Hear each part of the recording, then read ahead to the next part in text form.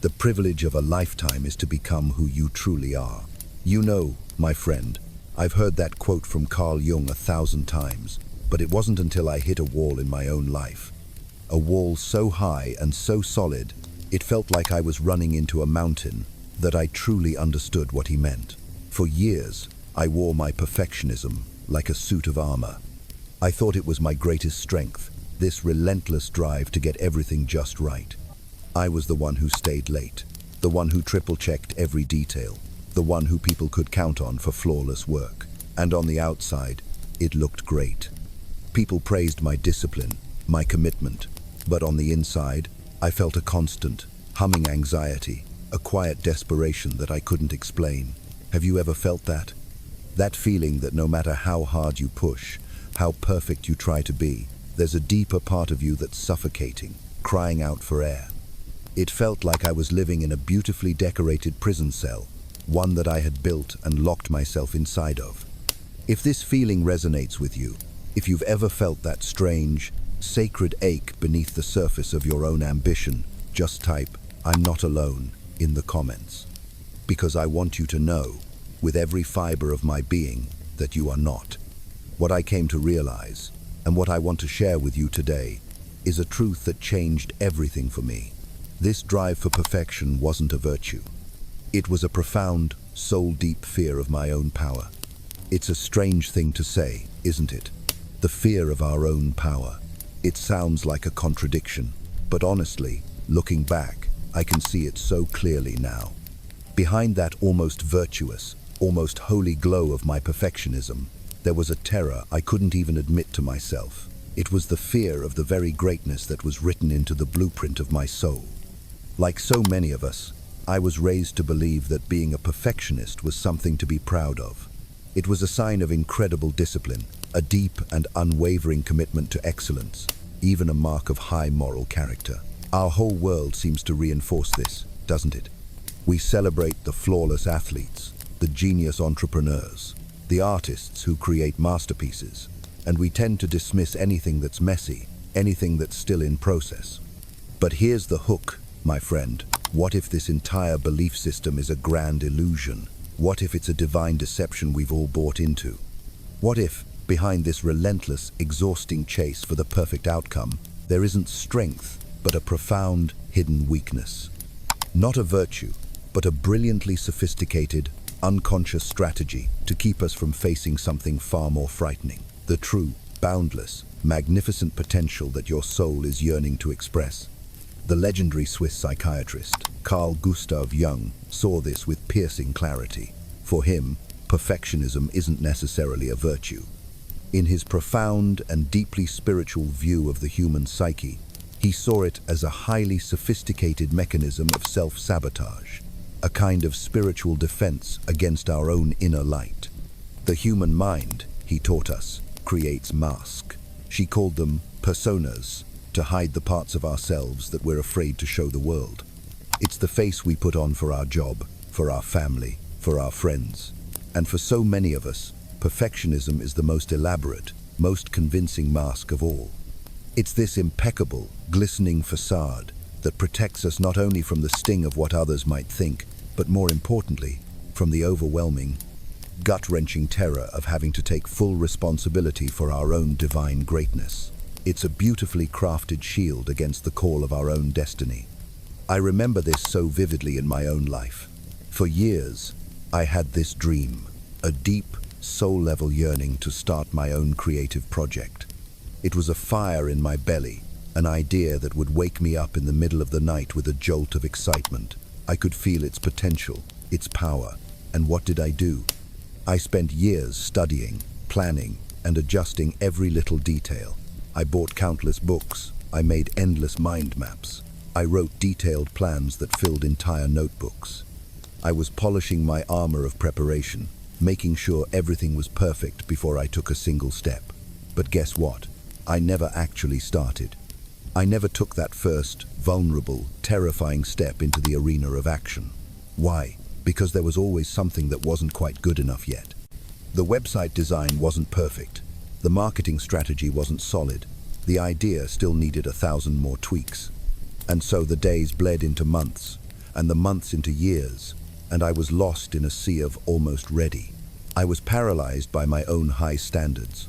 In a situation like that, you have to understand, perfectionism has nothing to do with quality. It's all about fear. Yes, a fear of failure. Of course, we all have that. But it's something even deeper, a paralyzing fear of success. Because, as Jung so brilliantly observed, success brings with it a painful, unavoidable revelation, the realization that you could have done so much more, so much earlier. It forces you to confront the ghost of your own wasted time, your postponed dreams, the years you spent hiding. This is why perfectionism creates what I call a state of elegant paralysis. You don't actually move forward, but you always seem incredibly busy. You're perpetually working on something, always improving a tiny detail, always refining the plan. And in the meantime, you masterfully avoid facing the most dangerous, most transformative question of all. What am I truly capable of? Because the answer to that question, my friend, is not only grand and awe-inspiring, it is also utterly, earth-shatteringly frightening.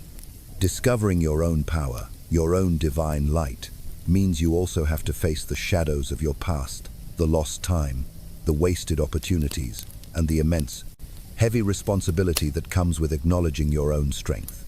Jung asserted that the shadow, that unconscious and repressed part of our psyche where our desires, fears, and hidden potentials reside, often includes this very unrecognized greatness. It's what many of us in the spiritual community call the gold in the shadow. It's the parts of you that are so bright, so powerful, that you had to hide them away so as not to outshine others or be seen as too much. And when you keep this divine gold hidden, you create all sorts of acceptable, rational-sounding justifications for not launching yourself into the world, for not answering your soul's deepest call. Perfectionism is one of the most socially valued and accepted of these justifications. It's so much easier, so much more praiseworthy, to say, I haven't started because I want it to be perfect, than to admit the deeper, more vulnerable, and more honest truth. I haven't started because I am absolutely terrified of what I might become if I truly unleashed my power.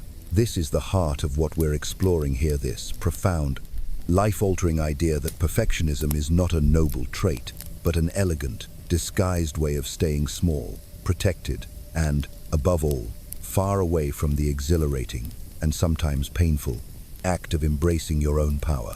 This is a journey through Jung's most sacred insights, into the winding labyrinths of the shadow, and through the unconscious mechanisms that keep millions of us stagnant, even when we appear to be striving harder than anyone. And most importantly, it's an invitation to question a dangerous, widespread belief that has trapped so many of us, that perfection is the path to freedom, when, in fact, it may be the most beautiful and gilded of all prisons. Because in the end, the most vital question isn't, why do you want to be perfect? But rather, what are you so afraid of discovering about who you really are? Speaking of this fear of our own inner power, might sound strange to you at first. I know it did to me. After all, who in their right mind would be afraid of being powerful? Isn't that what everyone says they want? To be strong, successful, capable of transforming their lives and the world around them. But if you sit with it for a moment, if you really let it sink in, you start to see the profound wisdom in what Carl Jung was trying to tell us. He compels us to look beyond the surface, beyond the obvious answers. For him, the fear of one's own power is not only real, it is one of the deepest and most paralyzing fears human beings can experience. This fear arises because stepping into your true personal power isn't just about fulfillment and joy. It also carries an immense, almost crushing, burden of responsibility. Think about it. Recognizing who you truly are, in all your magnificence, implies accepting that you could have done more, gone further, created or achieved extraordinary things long ago. And that realization, my friend, can be psychologically devastating for many. Because in admitting your own power, you also have to confront all the time you've wasted, all the opportunities you've missed, all the dreams you postponed under the convenient and socially acceptable excuse of not being perfect yet. Jung once said that there's a significant difference between what our egoscious mind desires and what our self, the deepest, most authentic core of our psyche, demands from us.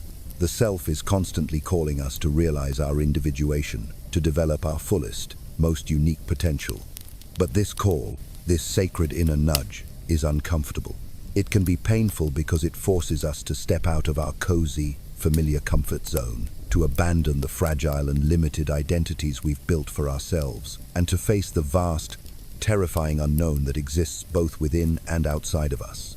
That's why, for so many of us, it feels safer to just stay small.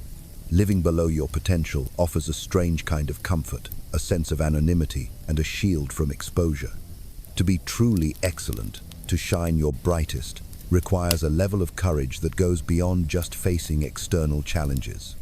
It requires the courage to deal with the gaze of others, with the relentless judgment that often accompanies those who dare to stand out. Because let's be honest, our society, even if it claims to value genius, often subtly punishes those who shine too brightly. People who appear too great can become targets of envy, suffocating expectations, or even outright hostility. And then there's the weight of your own shadow. Jung stated that everything we repress, including our greatness, our divine gifts, ends up in the shadow.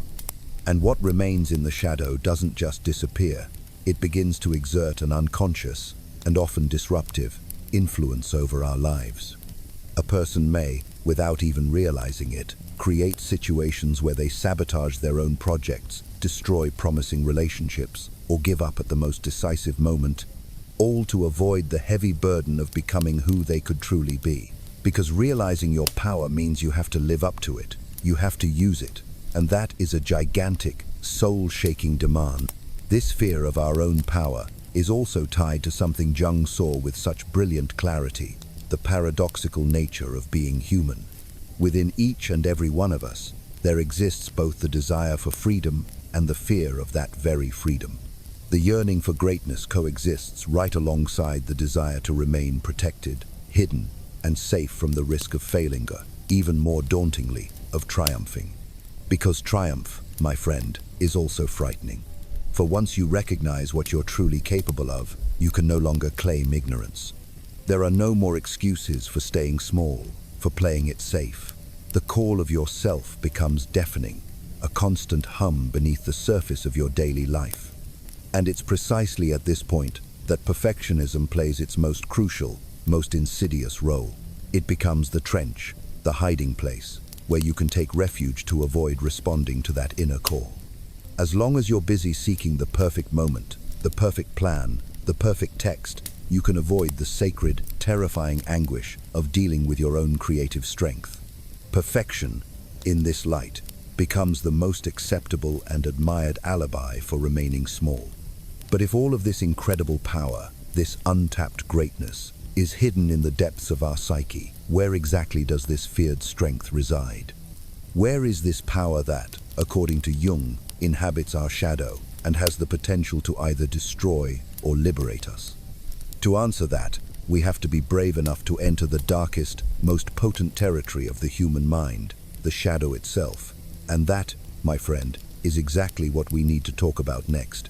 To truly understand why so many of us who strive for perfection remain trapped in these endless, exhausting cycles of idealization and immobility, we have to be willing to delve into one of the most fascinating and, frankly, disturbing concepts from Carl Gustav Jung's analytical psychology, the shadow. Now, when I talk about the perfectionist's shadow, I'm not just talking about flaws or vices or those ugly thoughts we all try to hide. It's so much deeper than that. It's primarily about our repressed potential, our hidden desires, and fears that are so profound they often don't even reach our conscious awareness. Jung defined the shadow as everything that we, as individuals, do not wish to be, but that we nonetheless are. These are the aspects, the qualities, the impulses, the abilities, and the feelings that have been banished from our conscious mind because they didn't fit with the socially acceptable image, the persona that we've so carefully constructed for ourselves. In the case of someone like me, and maybe like you, the perfectionist, that persona is impeccable. It's the image of someone who is disciplined, detail-oriented, always in pursuit of excellence. But behind this polished facade, the shadow can contain the exact opposite: deep-seated fear, gnawing insecurity, simmering anger, hidden envy, and, ironically, the very grand talents and gifts that have been repressed precisely because they seemed excessive or threatening to our carefully constructed world. For Jung, and this is a critical point, repressing the shadow doesn't make it go away. On the contrary, everything that is denied and banished to the unconscious becomes even more powerful, exerting a silent, often sabotaging, influence over our thoughts, our behaviors, and our most important decisions. So, perfectionism, from this perspective, can be seen as a highly sophisticated defense mechanism. By maintaining an obsessive, laser-like focus on the tiniest of details, we keep the shadow locked away, preventing its powerful contents from surfacing and forcing us to confront uncomfortable truths about ourselves. And this is where the great paradox arises. The perfectionist believes they are in control, that they are working diligently to achieve the best possible outcome. But in reality, they are the ones being controlled. They're controlled by the fear that resides in their shadow, controlled by the anxiety of exposing themselves, of being criticized, of shining too brightly, or of failing spectacularly. It's as if perfectionism were a protective wall we build around ourselves, but at the same time, this wall also becomes our prison. Within the perfectionist's shadow dwell not only the flaws they fear to show, but also their immense greatness. Many of us don't realize that our greater fear isn't of making mistakes, but of hitting the mark perfectly. Because realizing your full potential means launching yourself into the world without the shield of, "I'm not ready yet." It means dealing with the envy of others, the weight of new expectations, and the constant need to maintain your results. And above all, it means having to acknowledge that all the time you spent hiding was, in part, a precious, irretrievable waste. Jung firmly believed that there is an immense life force, a powerful psychic energy, stored within the shadow. Everything we repress, including our talents, our creativity, and our boldness, remains there, accumulating energy. And this energy, when it doesn't find a healthy outlet for expression, begins to manifest dysfunctionally. It shows up as chronic anxiety, as sudden panic attacks, as strange compulsions, or as extreme, debilitating procrastination.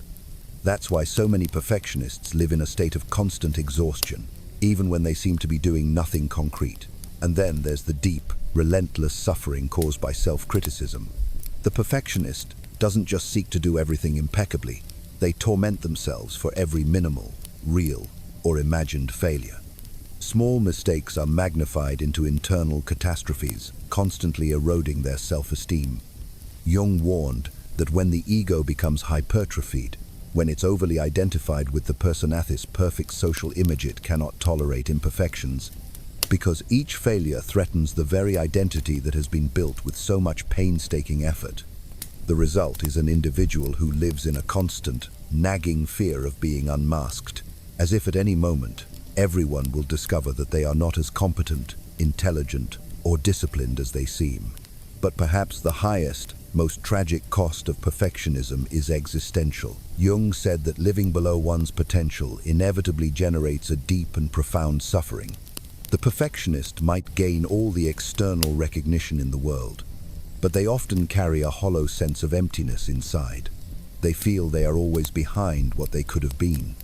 The problem is that admitting this would mean accepting that years, sometimes even decades, have been wasted in the name of an impossible, unattainable ideal. And this awareness is so incredibly painful that many prefer to remain stuck in the cycle of eternal improvement, even when they know, on some deep level, that they are only sabotaging themselves.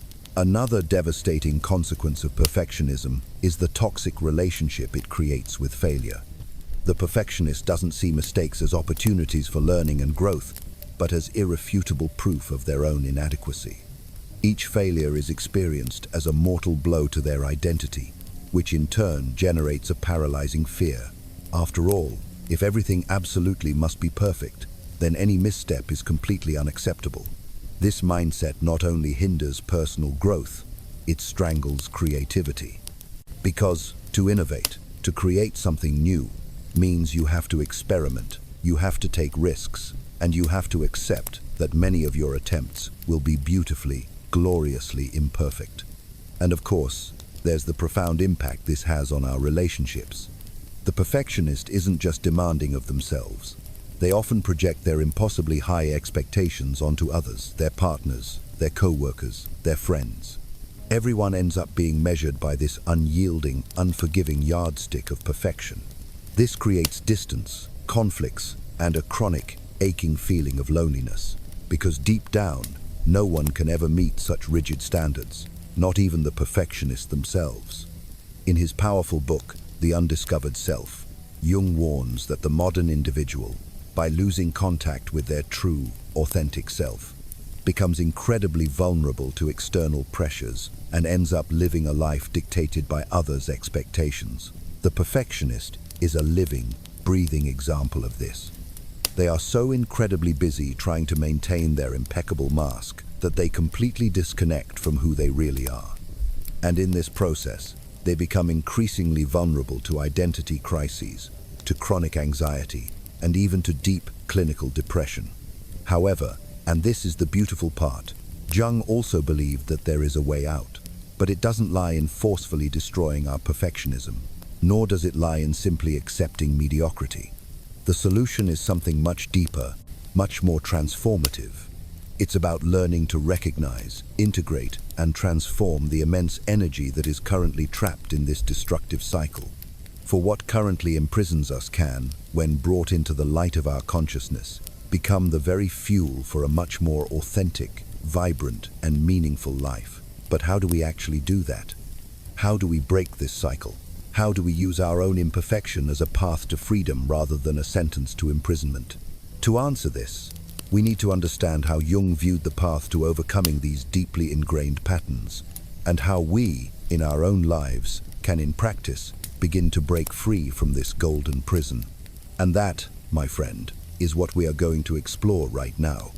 After we've journeyed so deep into the human psyche, guided by the incredible wisdom of Carl Jung, perhaps the most important question is the one that's probably echoing in your heart right now. Okay, I get it. So, what do I do now? Because you're right, intellectually understanding that your perfectionism is a form of fear just isn't enough. Knowing that there's a latent, powerful part of you hidden beneath all those layers of demand and self-criticism is also, on its own, insufficient. What's required now is action. It's necessary to take these profound ideas and bring them into the messy, beautiful reality of our daily lives. The truth, my friend, is both simple and incredibly painful. As long as you are waiting for the perfect moment, the perfect idea, or the perfect execution, your life will continue to pass you by. Perfectionism robs you not only of external opportunities, but of the sacred chance to discover and become who you truly are. Jung once said that our deepest suffering arises not from living a difficult life, but from living a life that is not truly ours. And perfectionism, in this sense, is an elegant, gilded trap that keeps so many of us stuck in small, safe, and deeply unsatisfying existences. So, how do we begin to break this cycle?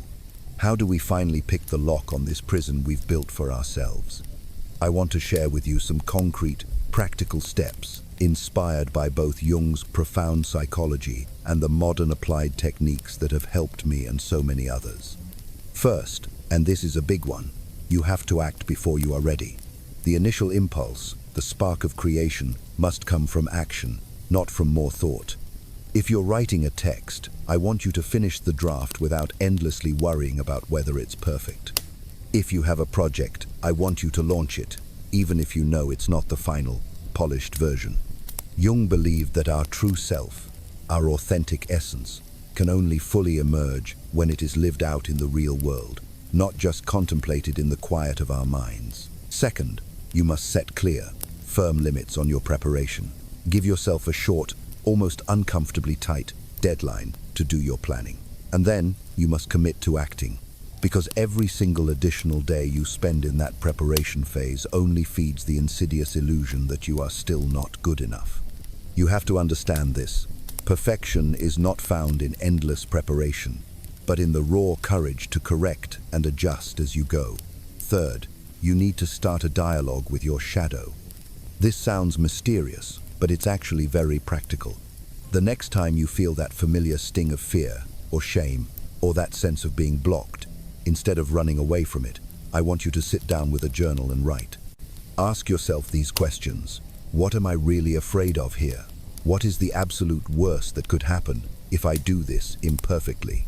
So often, just naming the fear, just shining a little light on it, is enough to diminish its power over you.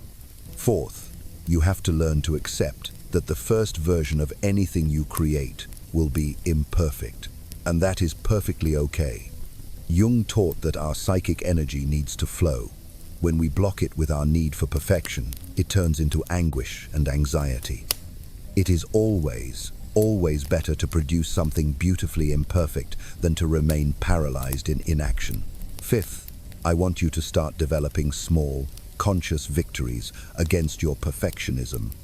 Choose something simple, something small, and do it deliberately in a good enough way. It could be as simple as writing a text message and sending it without obsessively revising it. It could be recording a video without repeating it dozens of times. Or it could be simply allowing yourself to submit a piece of work that you know is 80% good, instead of torturing yourself over the last 20%. Each one of these small victories creates new neural pathways in your brain, new connections that begin to challenge and dismantle the old cycle of paralysis. And finally, my friend, please remember this. Imperfect action will always outweigh perfect inaction. This is one of the greatest and most liberating truths that Jung indirectly bequeathed to us. We are transformed not by our thoughts, but by our actions. Perfectionism makes it seem like you're being careful, discerning, and responsible. But so often, it's just fear dressed up as a virtue. And this fear, if it's not confronted, will steal years from your life. It will rob you of your talents, of your creativity, and of the unique, beautiful impact that only you can have on the world. Jung calls us to something much greater than perfection. He calls us to be whole, even in our imperfection, because it is precisely in the vulnerability of real, messy, human action that our true, authentic power resides. So here is my invitation to you right now. What is the one thing you are postponing in the name of perfection? I want you to share it in the comments below. Talk about the project you're waiting to finish, about the idea that's stuck on paper, or about the fear that paralyzes you. Shine a light on your shadow. I promise you, you will realize that you are not alone. And if this video has brought deep reflections to you, I encourage you to continue watching the next video on the channel, because each piece of this sacred knowledge forms the path to something even greater, the liberation of your own unique greatness.